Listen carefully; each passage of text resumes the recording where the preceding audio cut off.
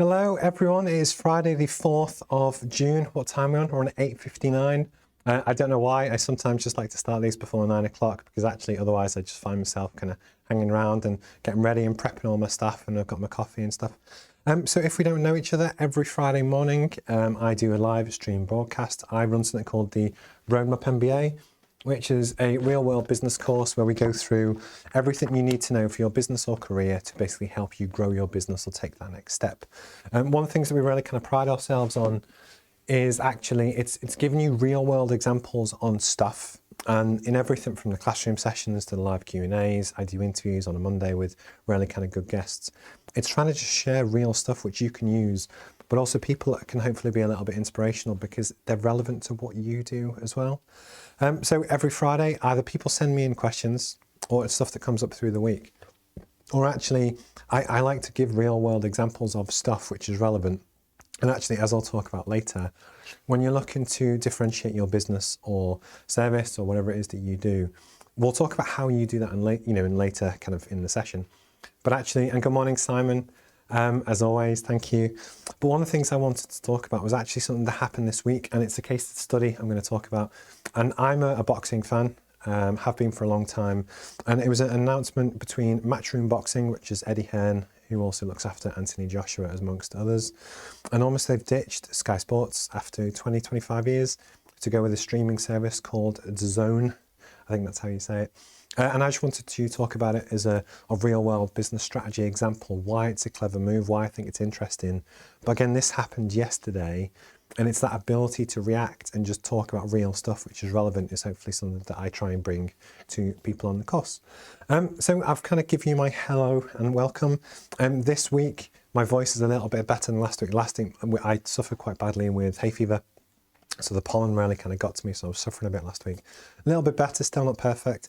I've invested in some new kit this week. So one of them is for my interviews, moving away from just this microphone, which was a very good Behringer, was it UXM 500? It's a very well regarded microphone. So basically the Joe Rogan special, which is the Shure SM7B.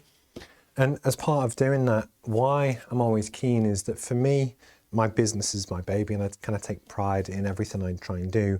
And even down to the quality of the visuals, the lighting, the sound, everything. I try and get it the best it can be. So for me, it was one of those things that I'd wanted one for a while, so I decided to buy one. But it just proves it's really important to kind of invest back in your business and just to kind of make this progress. And then something I've spoke about a few times with different entrepreneurs as well. It's the need to almost like capture your own journey, take photos, and remember these little steps. Because actually I've been doing this now, the course has been live for 16 weeks, so not long. We're in 11 countries at the moment. But actually, this for me is a 10-year journey, so I can't wait to look back on these kind of clips and just see the journey from when I was in my spare bedroom to the office upstairs to this one, and then whatever I end up doing next. And it's just that progression is something for me is actually where I kind of get my fun from. And likewise, I just wanted to celebrate some other people's successes this week. So Jenny Smith, who was a previous guest on the podcast, she has a networking business. I think it's now called Know Who, and it was Networking Know How, and it's all about how to be basically a professional at your business networking. She launched a new brand this week, and it's really, really good. And it's these kind of things. It's always good to shout out other people and give them some props as well. So before I start to go into some of the case studies and the stuff, please feel free to get involved in the comments. Say hello from where you're from. I never mind if you actually plug your stuff and who you are and what you'll do. I love to know where in the world you are. Then likewise, we're all kind of entrepreneurs, we're all doing our own thing. So I give you free reign to talk about your products and your services and give yourself a little plug as long as it's kind of tasteful. And that should pop up on the screen about here as well, whenever someone comments. So yeah, cool. And last but not least, on Monday, I've got the real pleasure to interview someone called Maureen Wright. And if you don't know Maureen is the managing director and founder of basically a company called Westray Recruitment Group. And actually, she founded the company 31 years ago, and she's genuinely really inspirational in terms of her drive, determination, the challenges that she's overcome, the stuff that she's done, where she wants to take the business. And actually, I think it's a really good one just to listen to, and hopefully I'm going to try and explore her story and some of the things that she's passionate about as well. But I'm really looking forward to that one. So Monday at 4 o'clock, that's Monday the 7th of June as well, on the same kind of thing. So why do I do live case studies? For one, it's live, so you can interact and you can ask questions. But then two, this announcement, the Matchroom DAZN announcement came out yesterday. That, part of the proof in the pudding, what I try and do is the ability to kind of react quickly. So that's something I wanted to talk about. But also in today's session, we're going to talk about why is it important to promote yourself on multiple channels. And that isn't just digital. People now seem to get obsessed with just doing digital content, but actually print is really important, and I'm going to touch on that as well. And then actually, again, something I touched on is how to out-compete your competition, and there's lots of different ways you can do that. And again, I'm going to talk on that one as well. But please get involved in the comments. It'd be great to, hear where you're from and that kind of thing as well. So actually, I'm going to put my coffee down for a second. So one of the big things that really kind of happened this week was in some ways, it's a fundamental shift in terms of boxing, but also sports and entertainment. In terms of a major boxing promoter, so boxing promoters tend to put on fights, they get the hype, they sell the tickets, and they nurture the fighters to then create the entertainment, which is, in this case, kind of boxing. But historically, for a long time, it was always on pay-per-view TV stuff. Hi, Matthew. Oh, That's a long question, so I'm trying to read it. Hi, Steve. Which is quick. Will a Roadmap MBA help me gain a better understanding of how to buy and sell, flip a business, and also the workings out of evaluation and other associated buying, selling factors? Sorry, it's a bit specific. So yes, it will, and I'm going to show you how and why. So the main bulk of the course is actually to do with how you grow a business. So it doesn't matter what it is, whatever you buy, we do cover the ways to basically both increase its valuation, but help you sell more, do more, access more markets, do everything which actually increases the valuation. But actually in the back page, so page 210 is how to maximize the value of your business. And actually it's the factors which impact something called your earnings and your multiplier, or your multiple, and actually we go into that in the course. And then likewise on the page before, it's also planning for an exit. And the reason why this is really important, and I can't really get up on the screen, but the earlier you actually start to plan for that point where you look to sell. So for instance, with me, if one day I look to exit the Roadmap course itself and just sell the whole thing piecemeal, the more I do in terms of the channels which I operate, the quality, the content, the number of followers, the number of countries I'm in, etc., all the stuff that I teach increase the value of the business that then someone would buy. So in answer to the question in terms of how to better, I guess it would be how to buy a company, because you can use the same tools to then look at how much you think it's worth and what it gives you access to. It will help you increase the skills to increase the value of the company. But obviously we don't talk about the process of actually doing it. That'd be too much. And again, when you're trying to keep something fairly short and sweet, I think it'll improve the ability to go through that process and help you grow your business so that it makes more money, which then will allow you to sell for more.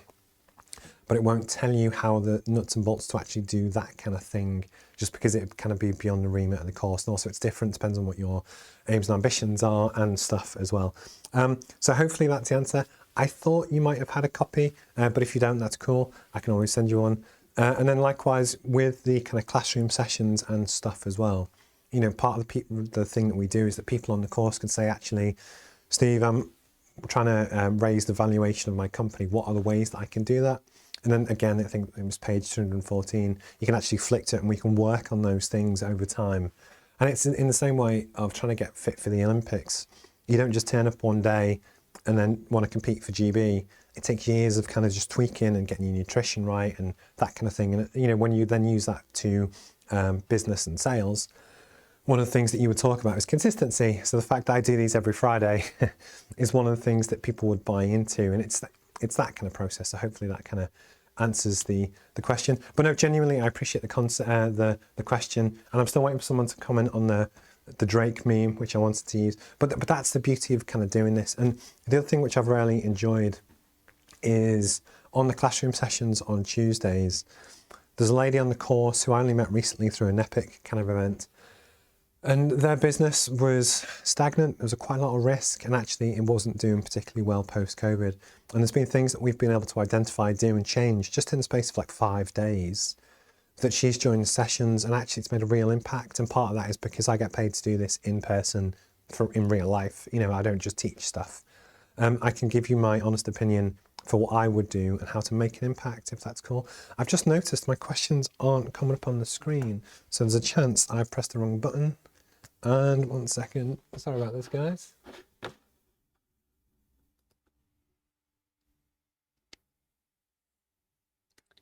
I made the mistake. On my wireless keyboard, I have, it's a tool that, you know, I have different scenes for different classrooms. With the classrooms, I don't have the chat, but in the Q&A I do. I'd clicked the wrong one. It doesn't matter. It's a first world problem. But I wondered why I couldn't see people's comments coming up, and that was why. But anyway, cool. But no, hopefully that's useful. And again, I think with a lot of people, it's time. So I know Matt is very time poor, just because, you know, you've got a family and your missus has a great business and that kind of thing, and you're just really busy. So again, one of the things I posted the other day was that I've just ordered 5 new books this week, which are all on kind of, you know, key business topics and stuff that's kind of come up. Basically, you have me to almost read that for you, pick out the best bits, and then feed it back in a way that saves you a hell of a lot of time. But because I do this and I see a lot of different businesses, actually, I can put that extra spin on it to make it relevant to UK kind of SMEs or SMEs anywhere, but also just for me, make it a bit more relevant, if that's cool. But no, I appreciate the comments. And again, hi, Denise. No, cool. Just when I clip this up on YouTube, I'm going to start the case study again, and then hopefully it'll make sense. There we go. So for the case study I wanted to talk about today, it's all about Matchroom Boxing. So a major global boxing promoter, arguably look after some of the biggest fighters in the world, Anthony Joshua.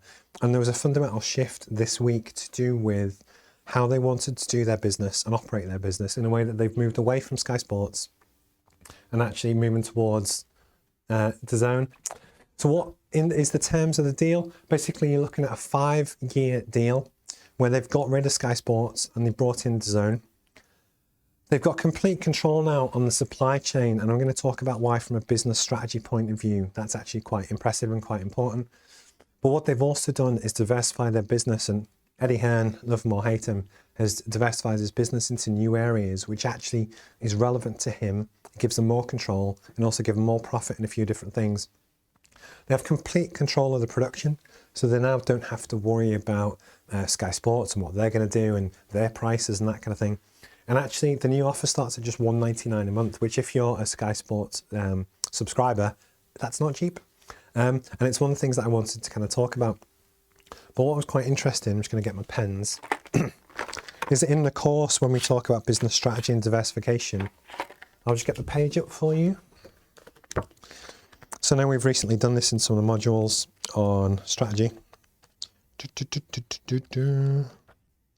Thank you for the comments, and I'm sorry about the, the comments weren't coming up, but they have now. There we go. So it's page 52 in the course, and what we talk about is how to diversify your business with a reduced chance of risk. So what we do,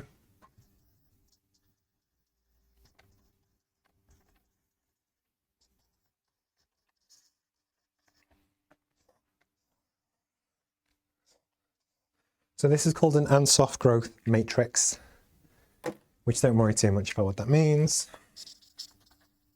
Then you have the market, and then I'll do product here or service. And then you have existing,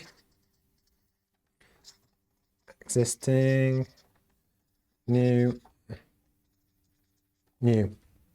So what's interesting in terms of the Matchroom boxing example is that their existing product was boxing and fight promotion. And with that, I guess they do TV deals where they get paid, but they also will do ticket sales, etc.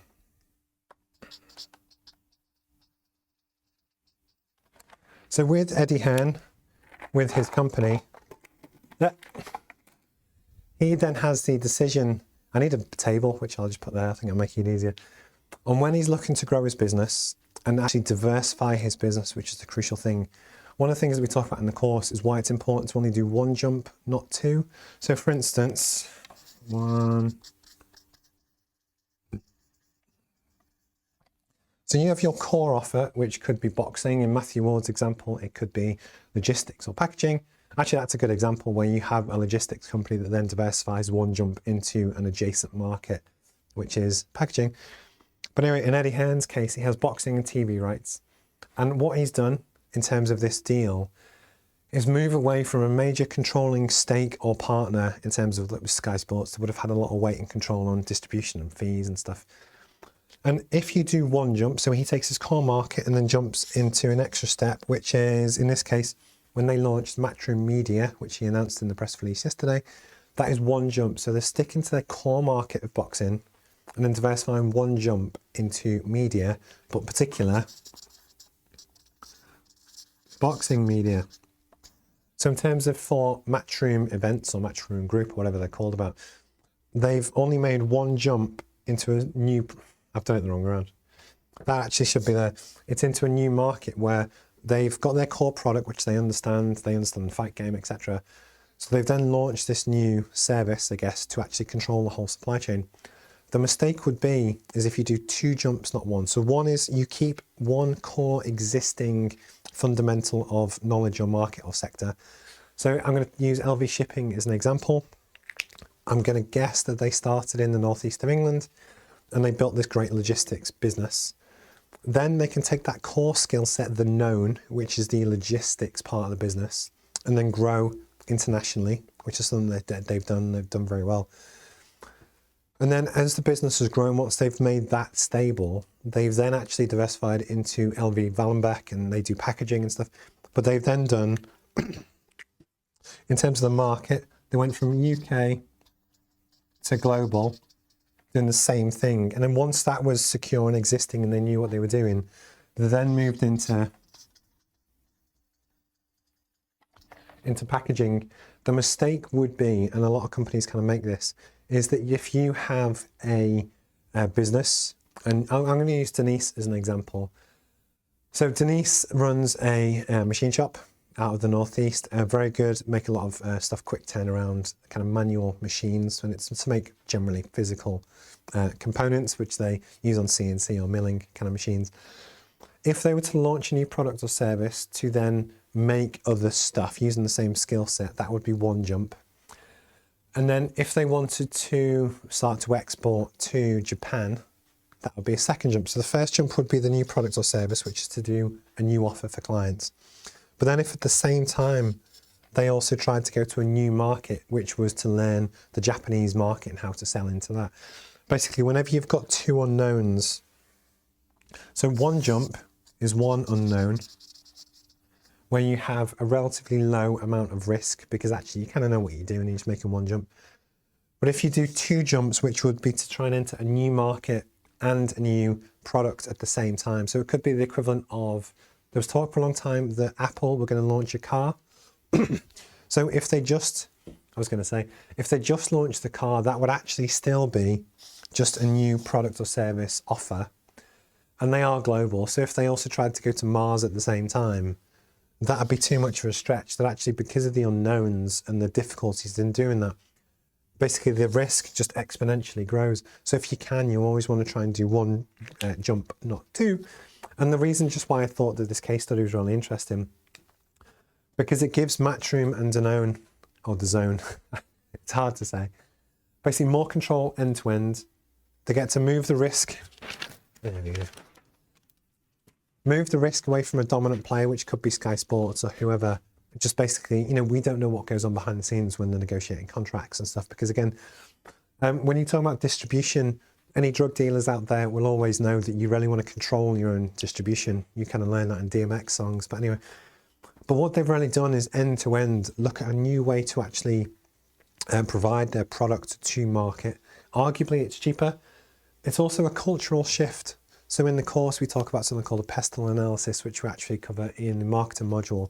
And that's when you have political, economic, social, technological, or legal changes in the world. And actually in the past year with live streaming and stuff, people are now very comfortable to consume content on their phone, and they're happy to pay for it, which is probably a cultural shift. So what Matchroom have actually done is jump onto that trend at the right time, which hopefully is quite cool. I guarantee they'll be making more profit, and that's why they're doing it. He is a businessman at the end of the day. And then likewise, you'd also be interested to see if this trickles through to more profit for fighters as well. But what I was trying to do is I just thought it was a really interesting move that when you have a business, which is obviously very good, and you represent some of the biggest fighters in the world, and actually something I wanted to touch on as well, people often miss as well.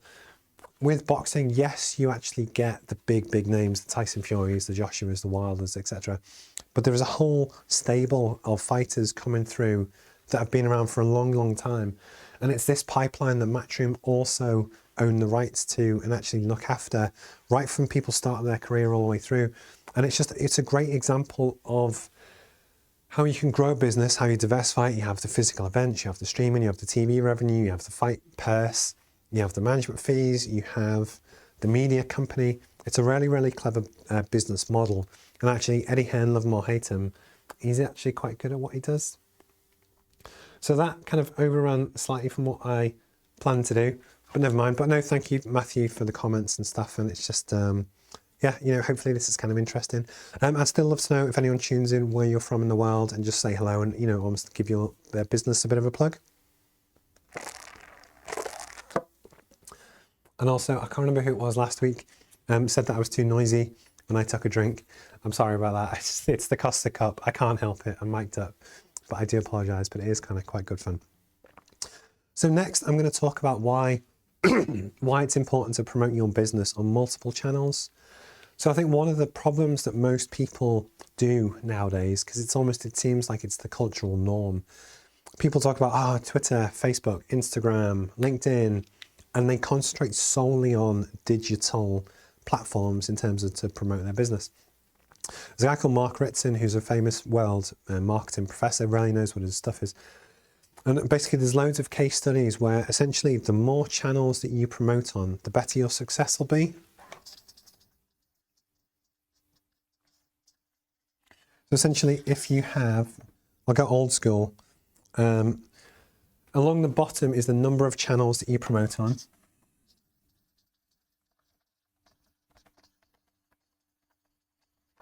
So you have 1, 2, 3, 4, 5.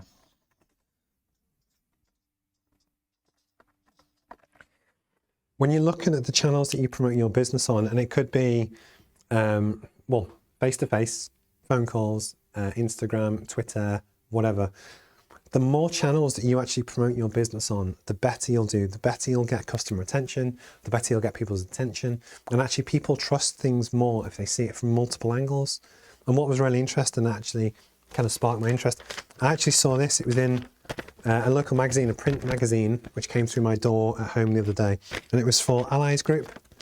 And actually what was quite interesting, I don't know if you can quite see that, but on the kind of advert, it says, this business had a 272% increase in revenue year to year when they started to use them. So I reached out to Chris and basically said, can you tell me about it? Can you talk me through it? And what was really interesting, actually linking back to the other sectors, for one, what sparked my interest for something to talk about in terms of today is the fact that it's in print. And that caught my eye that when I scroll through my feed, I tend to ignore just kind of crap. But I think people often ignore the importance of print media and getting people stuff in person. That a major part of the reason why I do these physical packs, and I put a lot of time and effort into the paper stock and the design and the everything, is because it makes it tangible, but it's also part of my promotion. So yes, I do I haven't done any face-to-face stuff for a while, but I do my live streams, Twitter, Facebook, but I also send people packs and try and add that extra depth to my promotion. And this was just a really quick clip to both talk to people about why it's important to do multiple channels. Some people just want to do email campaigns and just email people, but you're rarely missing a trick if you don't email them, then pick up the phone. And basically what you've got face-to-face, you have online, which is all your Facebook socials. Then you have phone, You got print, you got PR, you got radio, you got TV. My point is that there are tons and tons and tons of things that you can do, ways that you can promote your business. Podcasts, which is obviously one close to my heart. And it's important for any business when you're trying to fight to survive. As long as you've got time to manage these things, the more channels you can promote on, it does work. And it's basically the science is backed up for it. But it's important to do. A lot of people just focus on one or two, which if that's all you have time to do, that's fine, and pick the two best ones. But actually, if you can do multiple things or repurpose content across multiple channels, it's really worth doing. Hi Simon, how do you decide which social media platforms are right to start promoting your business from? Good question. So, which social platforms? Question mark. So this actually all comes down to your customer. It's the person at the other end. There's a prime example. I'm going to pick the actual page because I know Simon's got a copy. If you go to chapter 7, which is on marketing. I'm just flicking through. Okay, so you got finding your niche there. So page 98, which is all about building consumer insights. And I think on the page before, yeah, it's page 96, all about building your customer profiles. The important thing to do is it doesn't matter what you want to do, it's where your customers are. So what I would do is page 96.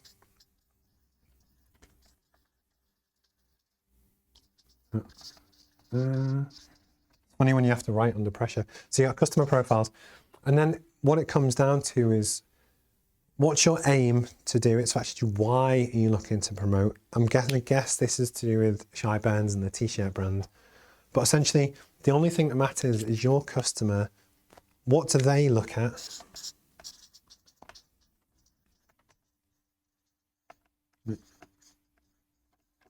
My writing is terrible. Actually, it's funny. I follow a guy called Jordan Belford. That's a Wolf of Wall Street dude on YouTube.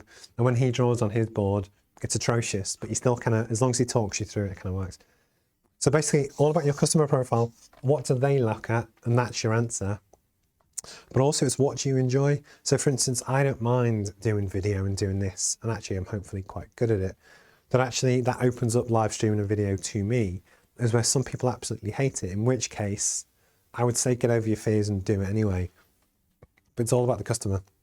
And then the other thing as well that people often get wrong is actually, so for me, for the consultant business, which is still what pays my bills and probably will pay my bills for another few years until the roadmap kind of takes off, all of this is actually aimed at a relatively few number of people. It could be 5 to 10 people that might hire me to do stuff with them because they've kind of seen me around, in which case LinkedIn is easily the most important thing.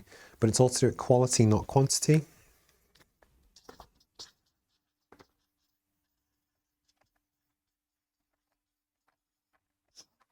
And the reason is that, you know, realistically, it would be business owners, probably between £1 and £10 million that might want to hire me to do stuff for them. If I got 1 million views a week on YouTube from teenagers that just want to watch gaming, they're never going to buy my product. So there's no point just getting views for the sake of views unless it leads to actually the sale. And all of this.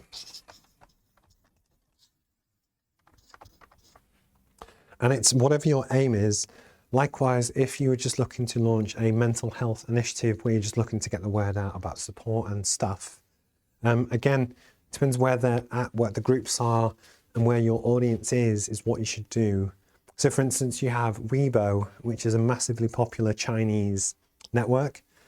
But likewise, if your customers aren't on there or you're based just in the northeast of England, it's probably not the right platform. And that's the kind of thing that hopefully kind of makes sense. Hi, Denise. Sorry, I'm just going to read Simon's one. Is it best to try them all and see which one works and focus on the one that works best?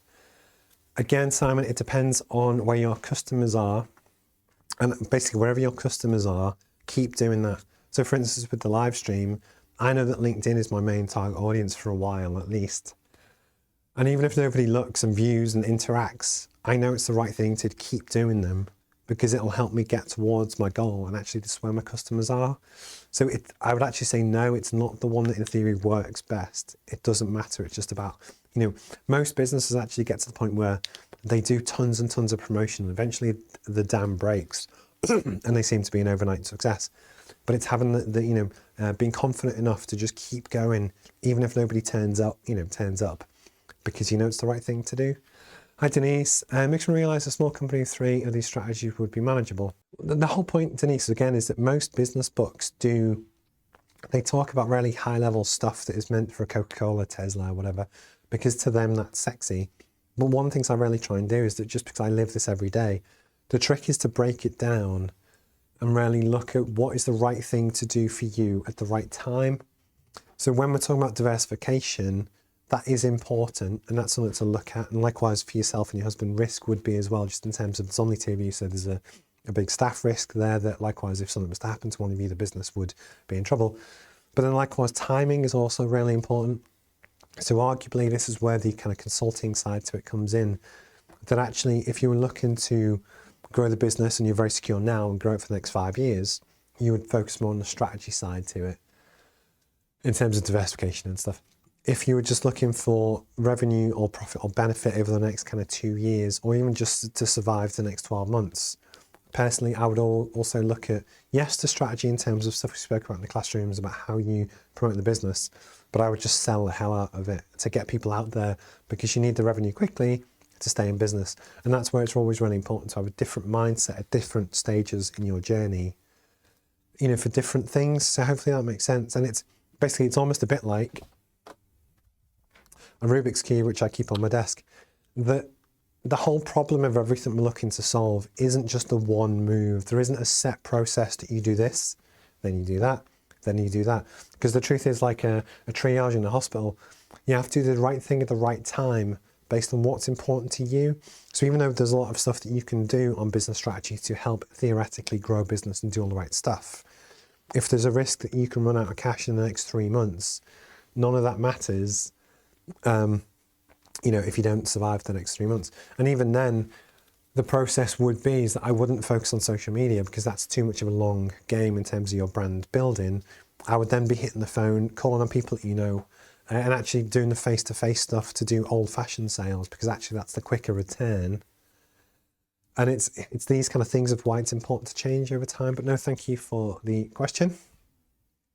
How are we doing? What are we on? 9:32. But oh god, but it's these kind of things that hopefully I can add more value to different people on different stuff. But no, please, if you've got any more questions, drop them in. And then last but not least,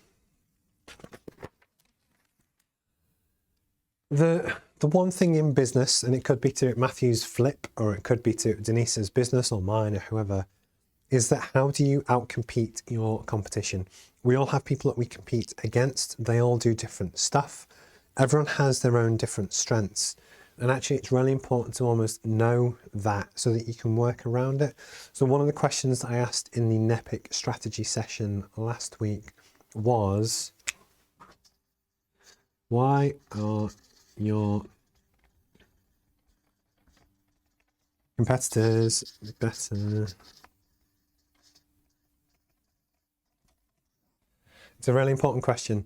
Why are your competitors better than you? Because what we then go on to do, and I've done this, we actually did this in the 2 business strategy sessions, which is chapter 5. Actually, no, it was chapter 4, tell a lie.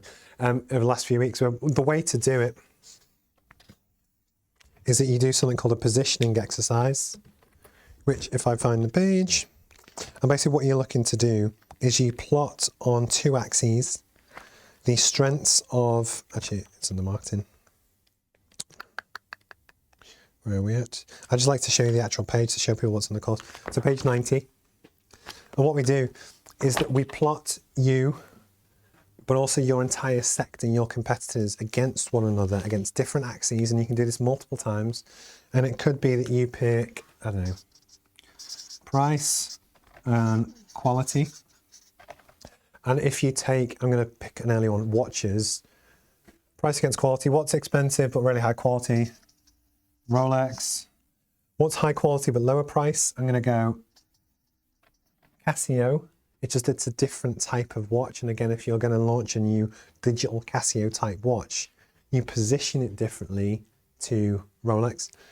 But what's also interesting is that if we were to change these two axes and we were going to say, so you're going to launch a new digital watch and you're looking to position it in the market, if it's like a Casio type watch, you can't compete in terms of quality or brand or perception against Rolex, but that's not your market. What you would then look to do is look at your customer, what's important to them.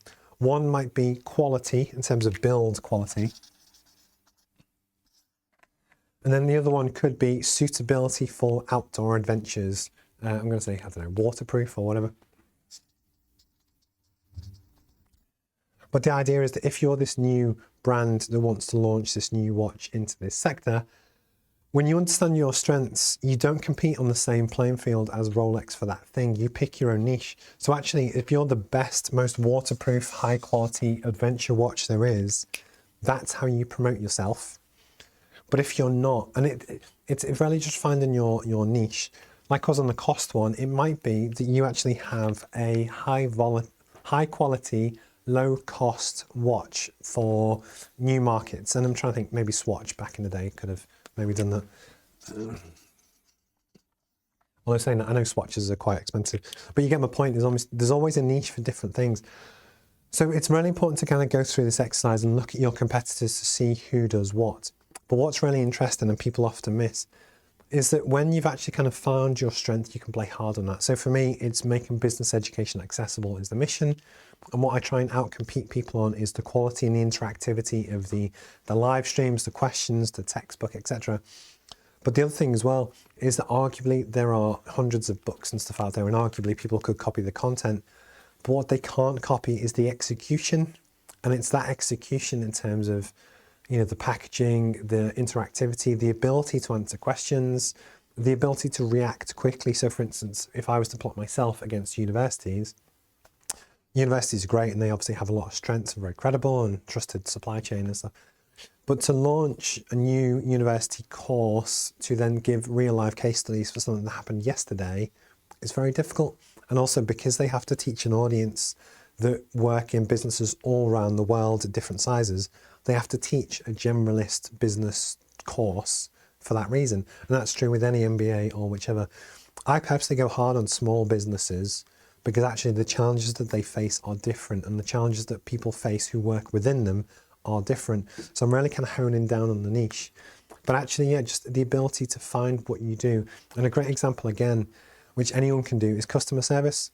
I've had some really bad examples recently of people that you're talking to just don't return emails, don't return the phone, etc. So even if the technical quality and their price is what you expect, you can outcompete people on customer service and it costs nothing. And that's what it's really important when you're actually looking at your business and what you do.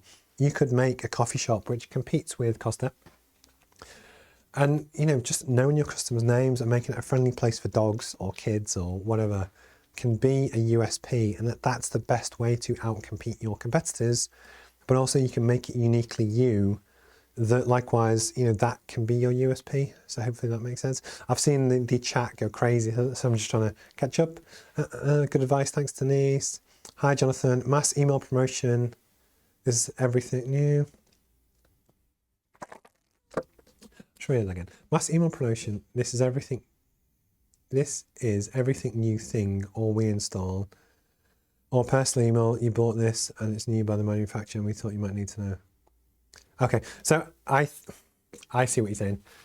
So Jonathan, what you're talking about in terms of the promotion angle, sorry, it took me a while to read the chat and stuff on that, is both is the common answer. So one of the big things that when you're looking to promote your business is, there's a famous study by two guys called Burnett and Field, and what they look at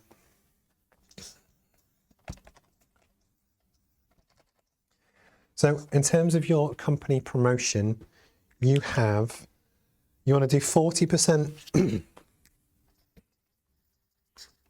short-term sales activation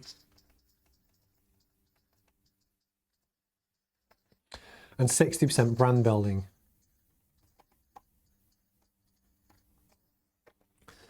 My perception from what you've said is that if someone, for instance, has joined your email cart or your checkout and they've left, it's very common now, providing you've got the systems and stuff to do it, to send an email to say, oh, actually, you didn't buy that microphone from Amazon. Is there anything we can help with? And it's personalized. That, for me, would fall into the short-term sales activation, that it's the right thing to do that. You could also, but at a different time, promote generally broader to the same audience, interesting content about microphones, what's new in microphones, what they should be interested in. And it's demonstrating then yourself as an authority or an expert on the topic over time, which then falls into the 60% brand building. That likewise, I would say do both. It's different again for different companies. So again, for smaller SMEs, they don't always have that process in place that they might if they're very tech savvy and they've got an online store or whichever. But a lot of people don't. And I think one of the things that I'm always shocked at is how far behind in some ways that traditional businesses, which make up 99% of companies within the UK, aren't as far forward as maybe they should be or could be. And it's this kind of thing that, Jonathan, I'd love to know more about what you're talking about, and just, feel free to kind of send me some links that I can talk about on a future kind of podcast or live stream. But it's these kind of things that whenever there's good knowledge that we can share, again, for the people that are on the course or the people within the community and the network that we're part of, it's great to kind of share that advice, if that makes sense. So I'm always open to learning new things. And thank you, Richard, for the comment about great advice.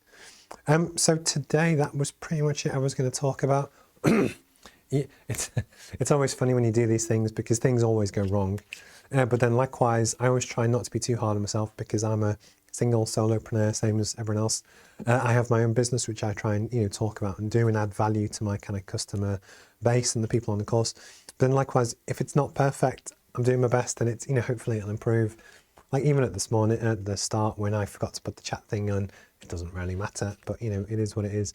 But no, I genuinely appreciate when people have got in touch to ask questions about stuff. So on Monday, I've got the interview at Maureen Wright at 4 p.m. Really, really lovely lady, great business, very inspirational, really passionate about a lot of different topics as well, from the environment and mental health and lots of different things. So it's genuinely worth a watch, that one. I'm going to pick her brains about her journey and stuff that she's kind of done. What else have I got coming up? I have classroom sessions every Tuesday. So I think we're now into module 6. And what we're doing is, it's on business strategy. I'm just going to put my pens down. It's on business strategy. And it's how we start to go into a bit more detail. That over the course of the Roadmap course, we start right from the very start, aims, ambitions, the character traits that business investors and business partners and employers look for.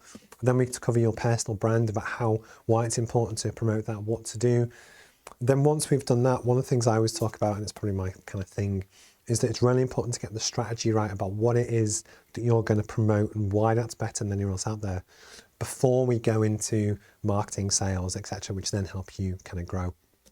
So going back to Matt's point before, hi Simon, thank you. And again, it's trying to make it real world, but it's in the prime example of when Matt asked before, could it be useful for someone that wants to grow and flip a business? I can't tell you if the business you're looking to buy is the right thing to do remotely, buy this kind of thing. But what I can do is that I think it's page 14, we actually cover, I get good at memorising all my pages now. Where is it? Okay, page 12 and 13. And it's all about people that want to start their own business. And what you kind of do, there's 27 questions, which is actually all to do with what to look for, how to work out the margin, how to work out the return. Is it the right thing to do? Is that better than just taking a job? Why do you want to do it? Why do you think you can do it better than anyone else? I'm really trying to justify your decision, because as the entrepreneur, the only thing that matters, the only thing is what you think. You have loads of entrepreneurs. Airbnb is a classic example where they pitched their business hundreds of times and they were told no, stupid idea, no. But they kept going, they did it, and obviously it turned into this great success. So what I try and do is give you 27 things to think about, to kind of work through. And then if you decide to, press go, that's brilliant. And then over the course of the course and the 12 months of support, which is all of this kind of thing, and the classrooms and stuff, it's the ability to ask questions, to say, actually, how do I do this? What should I consider for this, etc. And it's all about just trying to give you confidence in what you're going to do next. And nobody can kind of do it for you, but it's that kind of community as well, just to kind of have someone to bounce ideas off. And because I do this every day and I get paid to do this, Hopefully I'm quite kind of good at it.